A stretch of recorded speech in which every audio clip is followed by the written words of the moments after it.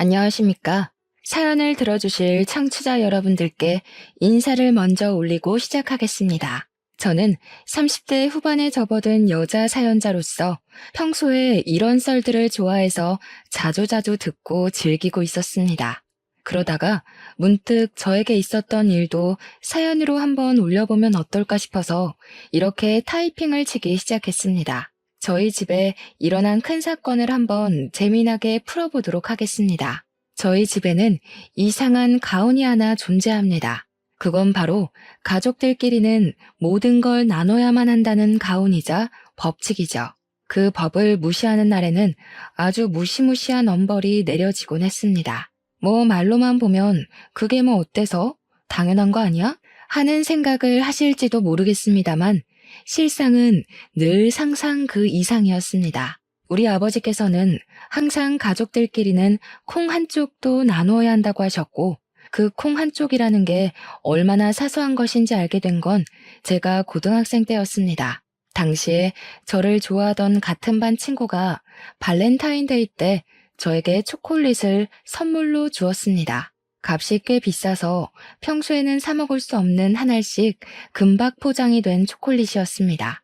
물론 값도 값이지만 저도 그 친구에게 호감이 있었기 때문에 아껴서 먹으려고 책상 서랍에 꽁꽁 숨겨두고 생각날 때마다 하나씩 꺼내 먹었죠.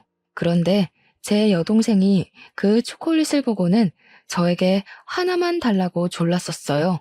저는 당연히 제가 좋아하는 남자애가 준 선물이기에 절대 안 된다고 꺼내 먹을 생각하지 말라고 숫자 세고 있다고 이야기를 했죠.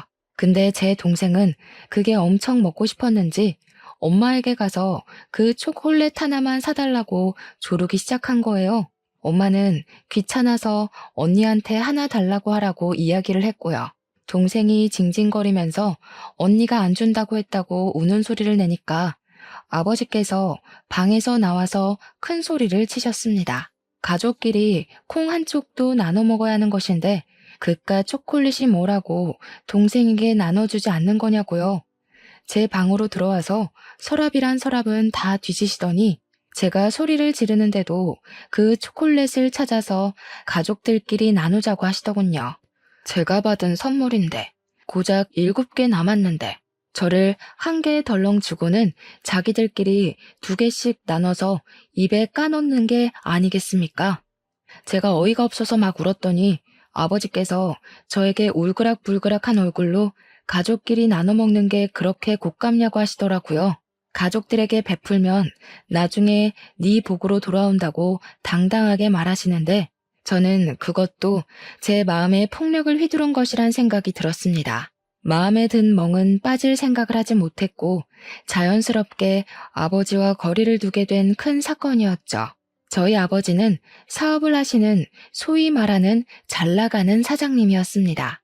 문제는 사업을 해서 넉넉한 부를 축적하는 것과 다르게 돈을 빌리러 온 친척들에게 하염없이 재산을 나눴다는 게 문제였죠. 허구한 날 문지방을 밟으며 돈 좀 빌려달라고 말하는 친척들을 내치지 않는 아버지 때문에 엄마는 피곤해하시고 속상해하셨습니다. 물론 우리 아버지께서 꽤 건실한 사업체를 운영 중이셨기에 가족들이 먹고 사는데 전혀 문제가 없긴 했습니다. 모은 돈으로 건물도 한 채 사서 가지고 계시며 월세를 받고 있기도 했고, 그러니까 엄마도 아버지에게 싫은 소리를 한 번 못 하셨죠. 아버지께서는 어릴 때 정말 가난하게 살아서 온 가족이 힘들었었다며 가족들을 더 이상 고생시키고 싶지 않은 마음에 나누는 거라고 하셨습니다. 어떻게 보면 콩 한쪽까지도 나눠야 한다는 강박관념에 사로잡혀 사시는 분 같았습니다. 하지만 저는 그게 별로 이해가 가지 않았단 말이죠. 나눠줘봐야 감사한 줄도 모르고 더 줘라, 더 내놔라 하는 강도처럼 굴었거든요. 아무튼 아버지의 친척들은 아버지에게 빌부터 산다 싶을 정도로 큰 돈을 턱턱 빌려가곤 했습니다. 작은 아버지도 그렇고 고모도 그렇고 가족들에게 나눠 살아야지 그 돈 들고 저승 갈 거냐고 웃으면서 말을 하셨습니다. 하도 날강도처럼 뻔뻔하게 굴길래 제가 아버지께 한 번은 속내를 털어놨던 적도 있었습니다. 왜 아빠는 고모며 작은아빠며 그렇게 돈을 퍼다 나르냐고요. 그러니 아버지께서는 할머니 할아버지께서 겨우겨우 모은 전 재산을 돌아가시면서 아버지께 전부 물려주어서 그렇다고 했습니다. 장남이라 재산을 온전히 가졌으니 동생들도 돌봐야 하는 것도 장남의 목 아니겠냐고요. 그러면서 저에게도 여동생에게 많은 걸 나누고 함께 해야 한다고 잔소리를 하셨습니다. 그런데 그 말을 듣고 계시던 엄마가 한숨을 쉬면서 이야기를 하시더라고요. 고작 산 몇 평 받고 빚만 잔뜩 떠넘겼던 주제에 재산을 받았다고 이야기를 할 수 있는 거냐고요. 아버지께서는 다 지난 이야기 해서 뭐하냐고 궁시렁거리시면서 자기가 번 돈으로 가족들에게 나누는 거니까 집안 살림이나 잘 살피라고 하시면서 대화는 마무리되었습니다. 저는 끝까지 그런 아빠의 독불장군 같은 모습이 이해가 가지 않았고 먼 친척까지 챙길 여유가 없었으므로 동생만 잘 챙기자 싶었습니다. 제가 성인이 되어서도 집안의 분위기는 달라진 게 전혀 없었습니다. 제가 회사에서 명절 선물을 받아온다거나 친구들에게 생일 선물을 받아오거나 하물며 제가 제 돈 주고 산 옷까지도 온 가족이 나누는 거라고 돌려 입었습니다. 새로 산 옷을 입고 친구들이랑 놀러 가려고 했는데 제 동생이 입고 있는 걸 봤을 때 얼마나 화가 났던지 하루빨리 독립이라도 해야 하나 싶어서 악착같이 돈을 모으기 시작했습니다. 제가 동생에게 옷을 벗으라고 난리를 치자 아버지께서 동생한테 그것도 양보 못하냐면서 화를 내셨거든요. 진짜 너무너무 스트레스를 받았지만 이 집에 살고 있는 동안에는 절대 바뀌지 않을 법칙이라 생각하며 제 속을 달래야 했습니다. 대학을 졸업하고 열심히 취업 준비를 했지만 그저 그런 중소기업에 취직을 하게 되었습니다. 취업이라는 게 아무리 노력을 해봐도 제가 가고 싶은 대기업에 가기엔 턱없이 부족하더라고요. 중소기업에서 버는 월급이야 너무나도 빤했지만 그마저도 아버지께서 나눠야 한다고 할까봐 월급까지 속여가며 일을 하고 있었습니다. 착실하게 적금을 부으면서 돈이 모이면 무조건 집부터 얻어야겠다 하는 마음으로 버티고 있었는데 어느 날 아버지께서 그러시더라고요. 가족끼리 따로 사는 건 절대로 용납할 수 없는 일이라고. 결혼 전까지는 무조건 같이 살아야 한다고 말이죠. 제가 그런 법이 어디 있냐. 출퇴근도 힘들고 하니 원룸 얻어서 나가 살겠다고 했더니 죽어도 안 된다고 하시는 겁니다. 결국 저에게 이 집에서 탈출할 수 있는 유일한 구멍은 결혼밖에 없다는 결론이 나오게 되었습니다. 29살이 된 저는 생필품 하나까지도 감시를 하시는 아버지 때문에 탈모가 생길 지경까지 이르렀고 결국 결혼에 대한 환상을 품게 되었습니다. 어떤 인간을 만나서 결혼을 하던지 콩 한 쪽도 나눠야 한다는 아버지보다야 당연히 낫지 않겠냐. 그런 인간만 만나지 말자가 목표가 되었습니다. 그러던 도중 같은 회사 지인의 소개로 한 남자를 만나게 되었습니다. 소개팅 자리에 워낙 관심도 많고 하는 마음으로 나갔는데 의외로 괜찮은 사람이 나온 겁니다. 생긴 것 저처럼 중소기업에 다니고 있긴 했지만 성과급이 꽤 높은 회사라 실수령 자체는 괜찮은 사람이었죠. 아무래도 결혼이 목표이다 보니 가볍게 즐길 연애 깐깐하게 조건을 따지게 되었습니다. 상대방 남자는 저에게 첫눈에 반했다고 하면서 간이고 쓸개고 다 빼어줄 것처럼 굴길래 저도 점점 마음이 가기 시작했습니다. 이 집을 탈출할 수 있다는 생각에 이 남자의 단점은 보이지도 않았습니다. 8개월을 만나다가 마음을 완전히 열고 집에서 나가고 싶은 마음에 있다고 솔직하게 말을 했죠. 그러자 그 사람은 저에게 아무런 문제가 될 것이 없다며 저의 마음을 지지해 주었습니다. 자기 나이 32살에 모은 돈이 7천만 원 정도 있다며 신혼집은 작은 집 대출을 받아서 입주하면 충분하지 않겠냐고 결혼을 하자고 하더라고요. 약간 멋이 없는 프로포즈이긴 했지만 저도 모아둔 돈이 6천만 원 정도 1억 3 가능하지 않겠나 싶습니다. 결혼을 하기로 약속을 나눈 뒤 우리 집에 먼저 인사를 드리러 가기로 말을 마쳤습니다. 제가 아버지에게 넌지시 소개를 시켜드릴 사람이 있다고 이야기를 드렸더니 아버지께서 아주 깜짝 놀라시더라고요. 제가 그동안 연애를 하는 티라도 냈으면 그러려니 하셨겠지만 전혀 티도 내지 않다가 운을 띄웠으니까요. 저에게 결혼할 거니? 아직 나이가 29살밖에 먹지 않았는데 천천히 해도 되지 않겠니? 라고 하셨습니다. 제 목표가 뚜렷하게 이 집을 탈출하는 것인데 천천히 하는 게 말이나 되는 소리입니까? 아니라고 빨리 결혼하고 싶다고 솔직하게 말했습니다. 주말에 인사를 드리러 올 예정이라고 이야기를 하고 주말이 되자 예비 신랑이 집에 양소다. 그래 예상과는 달리 저희 아버지께서 상당히 탐탁하게 얼마나 만났다고? 고작 8개월 보고 결혼을 한다는 거야? 아직 만난 지 얼마 되지도 않았는데 왜 이렇게 서둘러서 결혼을 하려고 해? 은근히 서운해하는 눈치까지 보이니까 괜히 제 마음이 불편하더라고요. 제가 이 집을 나가려고 노력하는 이유가 아버지 때문인데 정작 아버지는 아무것도 모르고 서운해하시니까요. 아버지께서는 고집스러운 제 눈빛을 보시고는 마음을 한풀 꺾으셨습니다. 가족이 되는 거고 우리 가족끼리는 콩 한쪽도 나눠 먹는 그게 우리 집 가훈이라고 이야기를 하셨죠. 가요. 예비 신랑이 막 웃으면서 현실적인 가훈이라고 너스레를 떨더라고요. 아버지께서 곰곰이 생각을 하시더니 신혼집은 대출 받지 말고 본인이 직접 전세를 얻어주시겠다고 말씀하셨습니다. 예비 신랑이랑 저랑은 집 대출 알아보면서 생각보다 높은 금리에 걱정이 이만저만이 아니었는데 오히려 잘 됐다 싶었습니다. 집은 아버지께서 해주시기로 했으니까 우리가 모은 돈으로 혼수하고 결혼식 준비를 하면 딱 맞겠다 싶었던 거죠. 그리고 한 3주 정도 지나서 주말에 이번에는 예비 신랑네 집으로 인사를 드리러 가게 되었습니다. 솔직히 주변에 결혼을 한 친구가 없어서 인터넷으로만 시댁 이야기를 접하게 되었었는데요. 보통 인터넷에 올라오는 시댁 이야기들은 부정적인 이야기가 많더라고요. 시집살이며 고부간의 갈등이며 그래서 너무나도 긴장되고 한편으로는 무섭기도 하고 막 등에 땀이 줄줄 흐를 정도였어요. 아무튼 시댁에 딱 들어갔는데 예비 시모가 저를 보자마자 너무 반가워하시면서 우리 아들이랑 결혼한다고? 너무 고맙고 축하해 라고 말하셨습니다. 이제 한 가족이 되는 거니까 서로 서운해하지 말고 아끼고 사랑하면서 잘 지내보자고 하시면서 저를 꼭 안아주셨어요. 제가 얼떨떨하게 있자 우리 가족은 서로 화합하는 걸 중요하게 생각하니까 서운하거나 무슨 일 있으면 바로바로 말해달라고 하셨습니다. 화사하게 웃으면서 이야기를 하시는데 와, 나 진짜 너무 좋은 사람을 만났구나 하고 감사함까지 생기더라고요.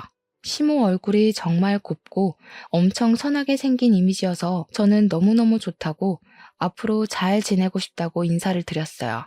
시댁에서 밥을 먹는 내내 잘 챙겨주시기도 했고 걱정했던 10월드랑은 거리가 멀어서 다행이다 싶었습니다. 상견례 날짜를 잡고 양가 가족들이 만나게 되었는데 제가 긴장했던 것과 달리 분위기도 너무 훈훈하고 좋았습니다. 아버지께서도 잘 키운 딸 시집 보낸다는 느낌으로 인자하게 시댁 식구들을 맞이하셨고 어머니도 평소에 잔소리가 많은 분이시지만 그날만큼은 제 자랑을 하시더라고요. 시부모도 우리 부모님께 딸아이 곱게 키워주셔서 감사하다고 집안 식구로 맞이해서 잘 보살피겠다고 하셨고요. 팔뚝에 막 소름이 돋긴 했지만 결혼해서 잘 살 수 있겠구나 하는 확신이 드는 자리이기도 했습니다. 그렇게 남편과 저는 연애를 시작한 지 10개월 만에 결혼을 하게 되었고 양가의 만남 이후 결혼식도 빠르게 진행되었습니다. 신혼집은 아버지께서 해주셨고 혼수는 둘이 발품 팔아 구했습니다. 그렇게 결혼식까지 무사히 치르게 되었습니다. 문제는 결혼을 하고 나서부터 시작이 되었습니다. 처음에는 잘 몰랐던 부분인데 결혼을 하면 보이게 되는 부분이 있잖아요. 같이 살기 시작한 이후에 보이는 단점들이 보이기 시작하는데 남편이 엄청나게 게으른 사람이었던 거죠. 회사에 출근하는 것조차 우는 소리가 없으면 못하는 사람처럼 아침부터 엄청나게 징징거리면서 출근을 했어요. 더 자고 싶다. 누워있고 싶다. 양치하기 귀찮다. 누가 시켜줬으면 좋겠다. 나 대신 일할 사람 없나? 툭하면 이런 말을 반복했습니다. 저는 진절머리가 났죠. 그런데 남편이 되도 않는 말을 하는 게 이게 끝이 아니었습니다. 나는 사업가 체질인 것 같은데 그냥 사업을 시작해볼까? 장인처럼 사업하면 잘할 수 있을 것 같은데 하면서 은근히 퇴사하고 싶다는 의견을 피력했고요. 물론 제가 그때마다 못 들은 척 그냥 넘어갔지만 하루 종일 사업 타령을 하며 허튼 소리를 하니 그건 또 그것대로 피곤하더라고요. 제가 결국에는 남편에게 2세 계획을 생각하면 안정적인 직장에 남아있는 것이 낫지 않겠냐고 몇 번이나 진지하게 이야기를 했습니다. 그러니까 남편이 하는 말이 어차피 집도 장인이 줘서 대출 갚을 것도 없고 결혼 자금 모았던 것도 거의 다 남아있지 않냐고 하더라고요. 고정적인 수입은 저에게 있으니 문제될 것이 하나도 없다고 말을 하는 겁니다. 거기다가 둘이 모은 돈 1억 3천만 원 중 결혼식 비용, 혼수 비용 빼고 9천만 원 정도가 남아 있었는데 그 돈으로 사업하면 충분하지 않겠냐고 하더라고요. 저는 당연히 남편을 말렸죠. 지금 집도 좁은 집인데 나중에 아이가 태어나면 그 돈 보태서 큰 집으로 이사를 가야 하지 않겠냐고요. 남편은 입을 삐죽이면서 제 말에 따로 반박을 하진 못했죠. 물론 그렇다고 사업에 대한 마음을 접었다는 건 절대 아닙니다. 그날 이후로 매일같이 남편은 저에게 회사에서 너무 힘들다, 과장이 잔소리한다, 부장이 결제를 해주지 않고 다시 해오라고 한다 하면서 투정을 부리기 시작했어요.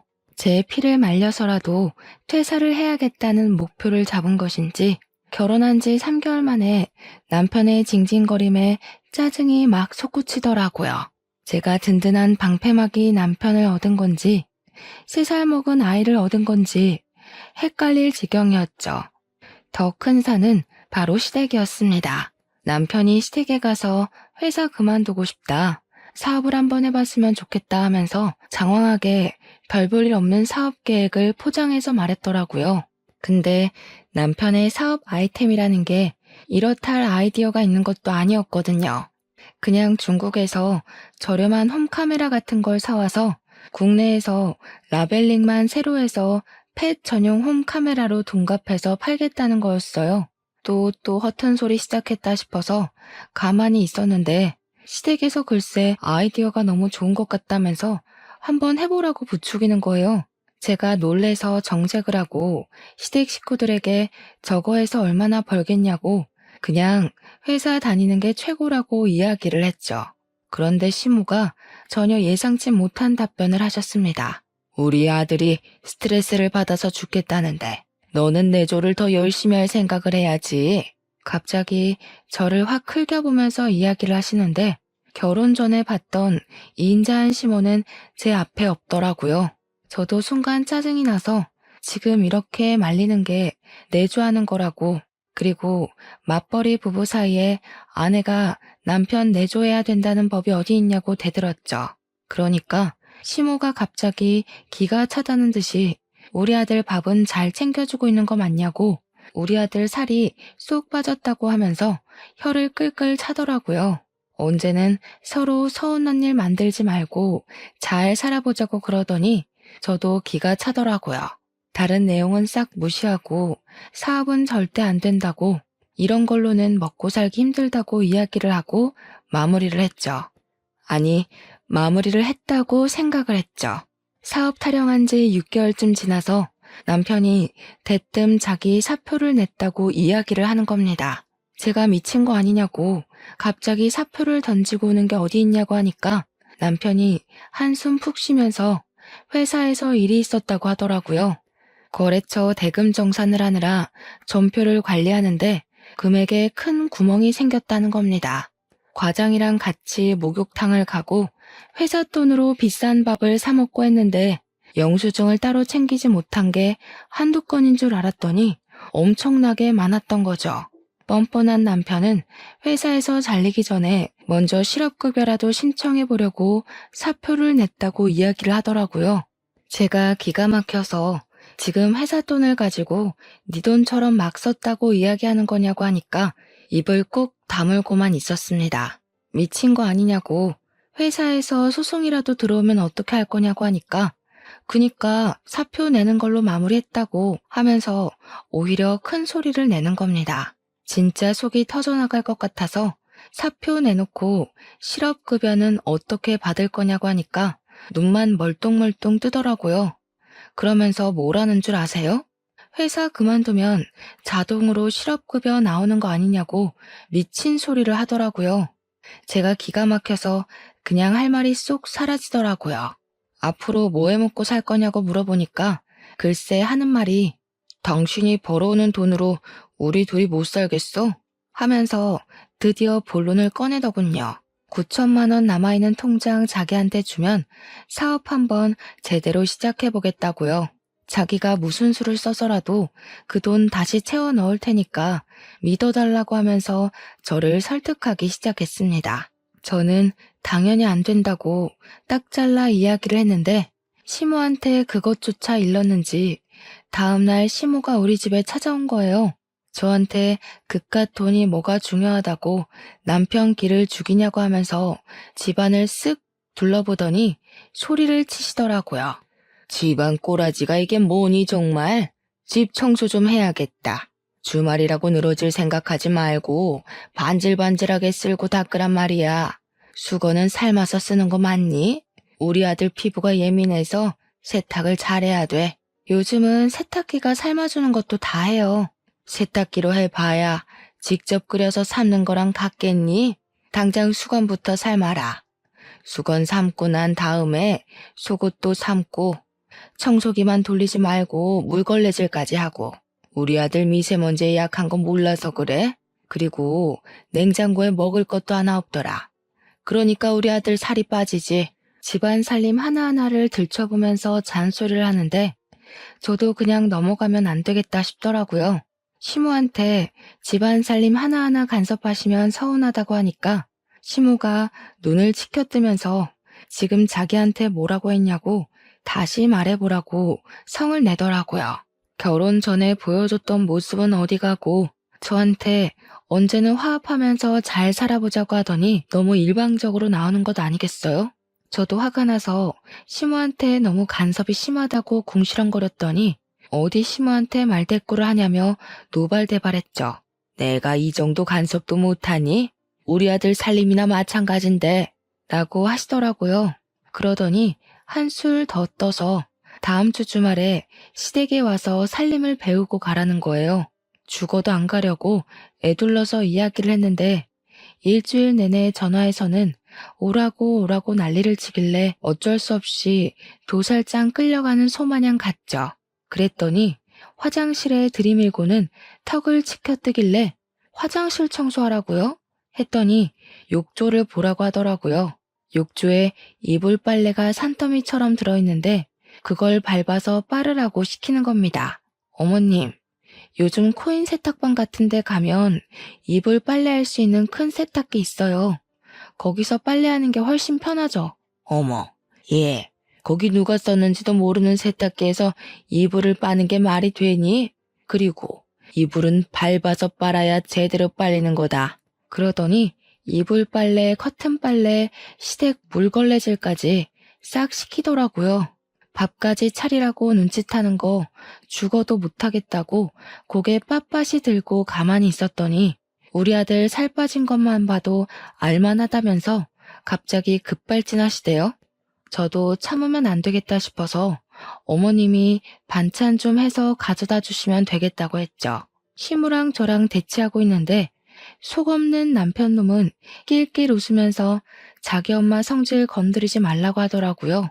진짜 뺨이라도 한 대 후려치고 싶었습니다. 저도 집에 오는 길에 남편에게 경고했죠. 너도 내 성질 건드리지 말라고요. 오늘은 처음이라서 봐준 줄 알아 했더니 입국 다물대요. 그 뒤로도 사업 타령은 가시질 않았고 어찌나 노래를 불렀는지 저희 부모님도 그 사실을 알게 되셨죠. 근데 우리 아버지께서 남자가 사업 한번 해보는 거 나쁘지 않은 일이라면서 실패도 해보고 성공도 해보면 견문이 더 넓어진다고 남편 편을 들더라고요.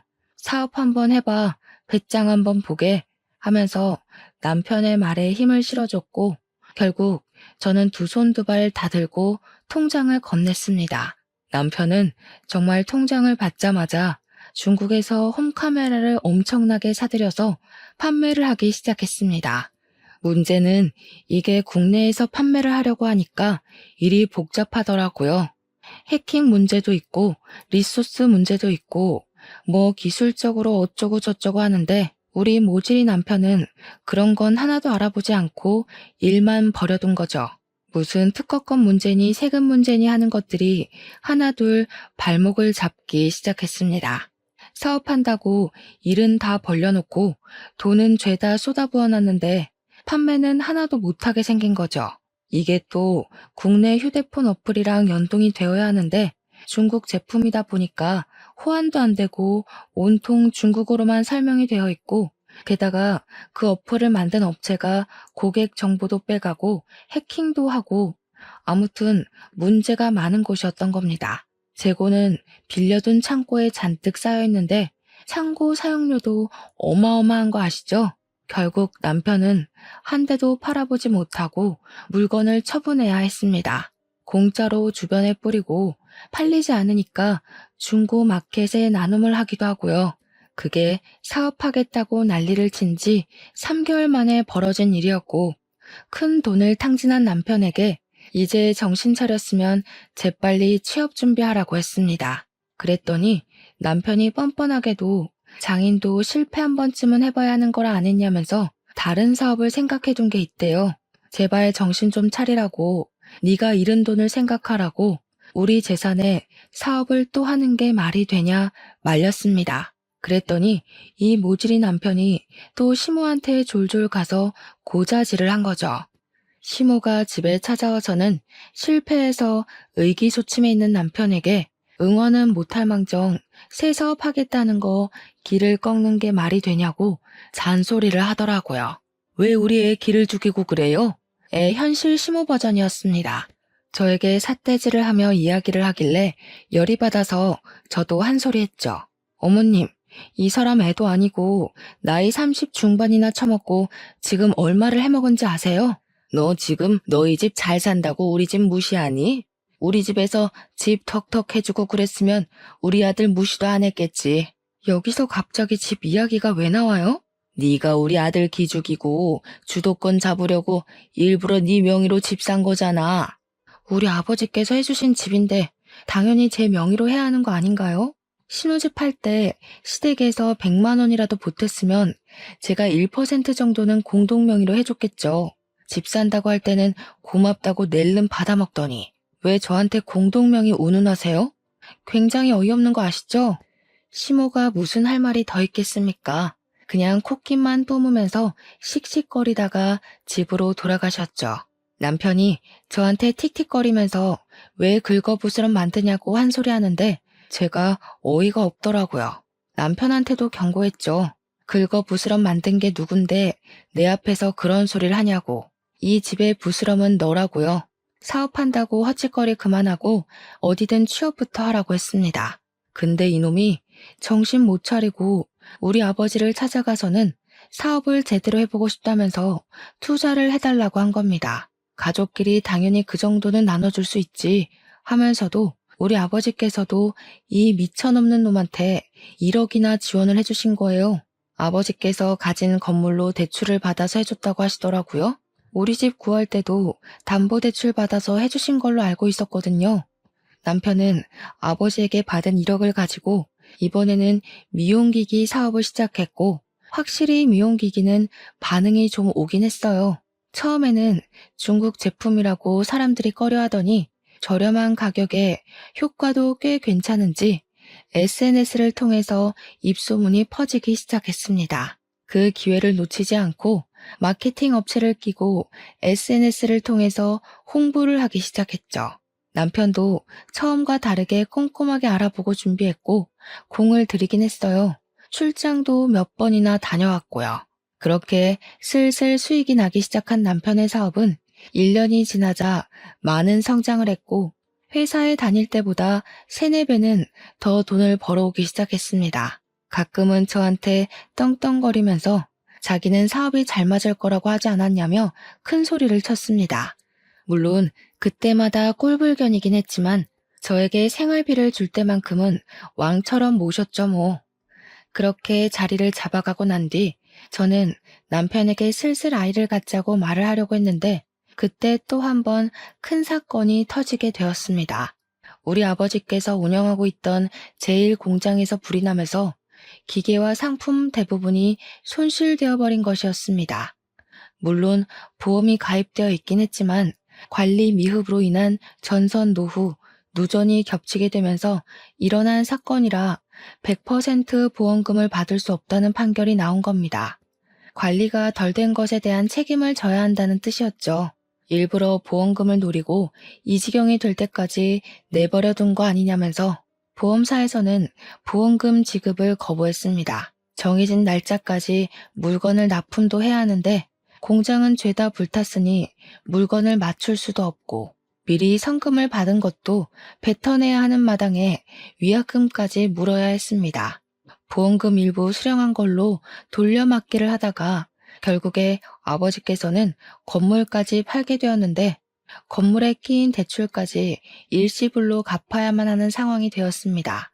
한마디로 한순간에 아버지의 평생 사업이 산산조각이 나서 불타버리게 된 것이었습니다. 부모님은 결국 집까지 팔아서 빚을 갚아야만 했습니다. 저에게 연락이 와서 며칠만 집에서 지내도 되겠냐고 물어보시길래 냉큼 오시라고 했더니 얼굴이 많이 상해 있더라고요. 그동안 아버지께서 친척들 집을 돌면서 돈을 빌리러 다니셨던 모양입니다. 제가 작은아버지와 고모한테 이야기를 좀 해보라고 그동안 빌려간 돈 많지 않냐고 하니까 아버지께서 부들부들 떠시더라고요. 그러면서 그 잡것들 이러시길래 깜짝 놀랐죠. 아버지께서는 무슨 일이 있어도 가족들 욕은 잘 안 하시거든요. 그래서 무슨 일이 있었냐고 물어보니까 손주들이며 자식들이며 죄다 유학 보내놓고 외국 여행 다니고 하는 것들이 돈 좀 빌려달라니까 전화를 뚝 끊어버리대요. 형 사업 망했어? 빚졌어? 하더니 앞으로 연락 안 했으면 좋겠다고 하면서 돈 없다고 했다는 겁니다. 자기들이 돈 없을 때는 살랑살랑 하더니 돈 좀 빌려달라니까 끊어버리는 게 무슨 가족이냐면서 가족들끼리 나누며 살긴 개뿔이라고 지들 필요할 때만 가족이라고 하시더라고요. 작은 아버지와 고모뿐만 아니라 친척들 전부 아버지 사업 망했다고 하니까 등을 돌렸다고 합니다. 그 이야기를 하는 내내 아버지의 표정이 너무 좋지 않아서 은근 마음이 쓰였습니다. 우리 아버지께서 갑자기 멀뚱히 있던 남편에게 그러시더라고요.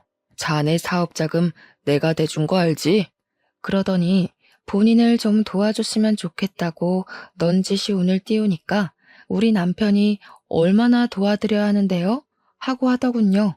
아버지께서는 1억을 빌려주었으니 그 정도만 줬으면 좋겠다고 대충 돌려 막아야 할 건 다 막아놨으니 미천만 있으면 된다고 하셨습니다. 아무런 말 없이 빤히 아버지를 바라보고 있는 남편의 옆구리를 쿡 찔렀죠. 그러니까 남편이 인상을 팍 쓰면서 1억이나 빌려달라고요? 하면서 자기가 아무리 잘 나가는 사업가라고 해도 1억을 어떻게 뚝딱 마련하냐고 하더라고요. 저는 남편의 입에서 당연히 거절이 나올 거란 생각을 못했기에 입만 떡 벌리고 있었습니다. 남편은 처제는 어디서 뭐하고요? 하면서 자기가 5천만 원까지는 내일까지 알아볼 테니까 불편하게 집에서 그러지 말고 돈 줄 테니 숙박업소 가 계세요 하는 겁니다.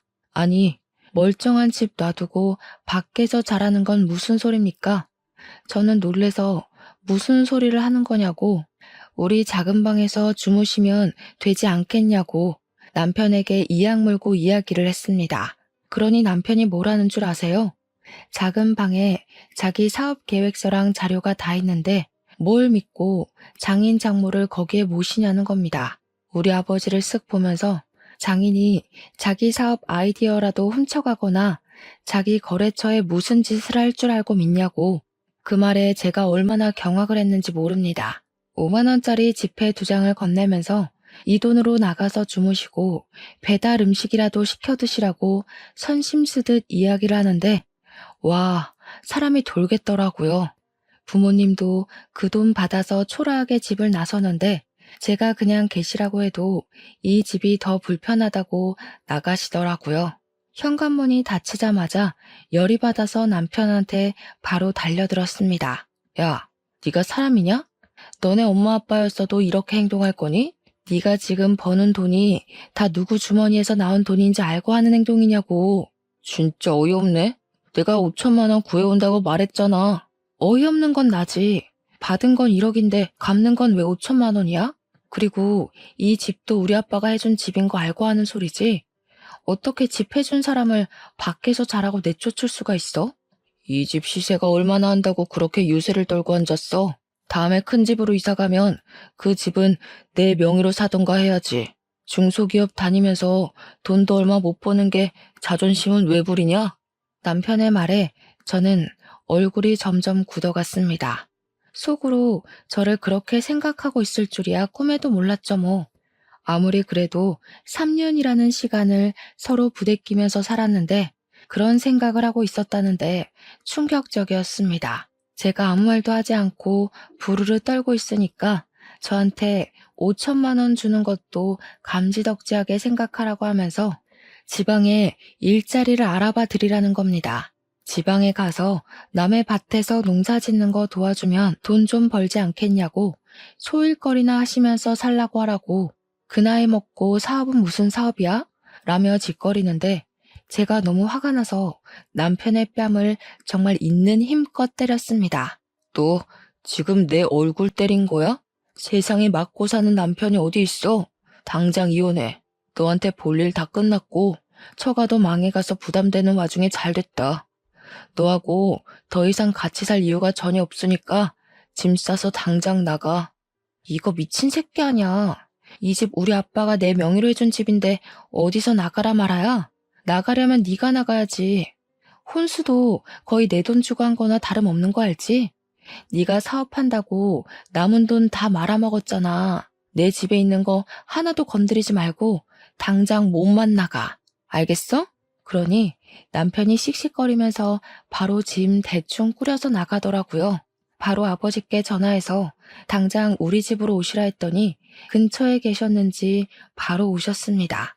은근슬쩍 남편 눈치를 보려고 주변을 쓱 훑으시길래 이혼할 거라고 남편이 우리 집 개무시했고 열받아서 뺨도 때렸다고 이야기를 했습니다.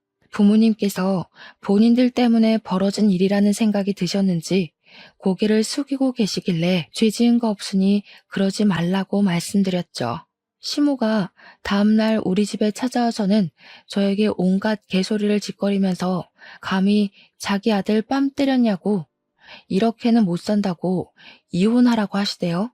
전 당당하게 어제 이미 이혼하겠다고 말을 했으니까 아줌마도 우리 집 찾아오지 말라고 내쫓았죠. 근데 그 이후에 5천만 원을 주겠다던 남편이 말을 싹 바꾼 겁니다. 이혼하는 마당에 자기가 왜 5천만 원을 구해다 줘야 하는 거냐고 뻔뻔하게 나오는데 정말 인간 말종이다 싶었습니다. 이혼 진행을 하면서 애도 없고 하니 양육비 조정할 내용도 없었고요. 협의 이혼으로 진행해서 위자료도 따로 없이 완벽한 남남이 되었습니다. 구청에 가서 이혼 서류를 제출하자마자 저는 변호사를 선임해서 재산 분할 청구 소송을 진행했습니다. 일단 금액은 크게 부르자 싶어서 10억을 분할해달라고 요청을 했습니다. 그동안 남편 사업이 성장을 한 것도 우리 아버지의 미천이 아니었으면 불가능한 일이었잖아요. 거기다가 집도 제가 해갔고요. 전 남편이 결혼하고 거의 바로 회사를 그만두었기 때문에 제가 먹여 살렸다는 증거까지 완벽하게 있었거든요. 법원에서는 재산 분할에 대해 저에게 손을 들어주었지만 10억은 과하다고 5억을 배상받으라는 판결이 나왔습니다. 5억을 받아서 그 돈으로 아버지의 사업에 급한 불은 끄게 되었습니다. 오히려 1억 7천만 원 정도가 남게 되었고 아버지는 그 돈으로 다시 한번 공장을 일으켜보겠다고 하셨습니다. 저는 그 돈을 모두 아버지께 드렸고 아버지는 발로 뛰며 이전 거래처 사장님들을 만나셨어요. 이전 거래처에서도 아버지의 사고를 안쓰럽게 생각하셨고 돈으로 지원해줄 순 없어도 거래는 끊지 않고 계속하겠다고 의향을 밝히셨습니다. 아버지의 공장은 다시 한번 조금씩 굴러가기 시작했습니다. 그 일이 벌어진 지 3년이 더 지나고 공장은 다시 완전히 복구되었고 신혼집으로 썼던 그 작은 집에서 부모님과 저 셋이서 살고 있었습니다. 물론 공장이 돌아가기 시작하면서 따로 사는 동생과 합치기 위해 더 큰 집을 대출받아 계약을 했고 이사를 가려고 준비 중에 있었죠. 전 남편과 이혼한 이후에 하루라도 빨리 이 집을 떠나고 싶다는 생각도 한몫했고요. 짐을 다 싸놓고 이사 준비를 하고 있던 어느 날 초인종 소리가 들리길래 확인도 하지 않고 문을 열었습니다. 당연히 여동생이 찾아왔을 거라 생각해서 문을 열었는데 전 남편이 초췌한 얼굴로 서 있는 겁니다. 저는 싸늘하게 여긴 왜 왔냐고 당장 꺼지라고 말하니까 제 손을 덥석 잡더니 한 번만 도와달라고 하면서 묻지도 않은 자기 근황 이야기를 줄줄 읊더군요. 저랑 이혼을 하고 나서도 한동안은 잘 먹고 잘 살다가 회사에서 직원으로 일하던 여자를 만나서 약혼도 하고 결혼 준비를 하던 와중에 사기를 맞았다고 하더라고요. 남편의 사업장에서 회계 쪽 일을 하던 여자였는데 공금 횡령을 하면서 교묘하게 돈을 들고 날랐다더군요. 돈을 들고 나른 것까지야 꾸역꾸역 괜찮았는데 국세청에서 집중 감사가 나오면서 횡령의 세금 누락까지 다 까발려졌다네요. 그 소식에 거래처들은 갑자기 끊기고 세금 폭탄에 벌금까지 맞고 사업장은 순식간에 빚더미에 올랐다고 합니다. 돈에 돌지 않으니 직원들 월급이 밀리는 건 당연한 수순이고 노동청 신고까지 들어가서 조사를 받았다는군요. 오죽하면 술을 하도 마셔서 간에 무리가 오는 바람에 황달에서 벗어날 수 없다고 저한테 한 번만 살려달래요. 우리 아버지한테 가족끼리 원래 콩 한쪽도 나누는 거 아니냐면서 도와달라는데 아버지께서 전 남편 싸대기를 확 날리셨습니다. 내가 너랑 왜 가족이야? 하는데 우리 엄마는 싸둔 짐덩어리에서 김장용 굵은 소금을 꺼내 전 남편 면상에 던지시더군요.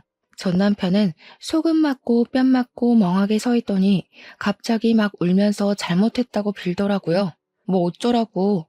너 망해가는 거 보면 춤이라도 꼭 춰야지 했는데 춤출 기분도 별로 안 난다. 당장 꺼져. 전 남편이 계속 안 가고 있길래 경찰까지 불렀죠 뭐. 경찰서에 조사 쓰러 가니까 시모가 찾아와서는 표독스럽게 절 노려보대요. 같이 살았던 정이 있는데 한번 도와줄 수도 있지 하면서 궁시렁거리는데 가소롭더군요. 아줌마, 우리 친정 힘들 때는 돈 없으니까 꺼지라고 하더니 이제 와서 태도 전환하시는 거예요? 저도 돈 없는 아줌마랑 아줌마 아들한테 관심 없고 말도 섞기 싫으니까 좀 꺼지세요.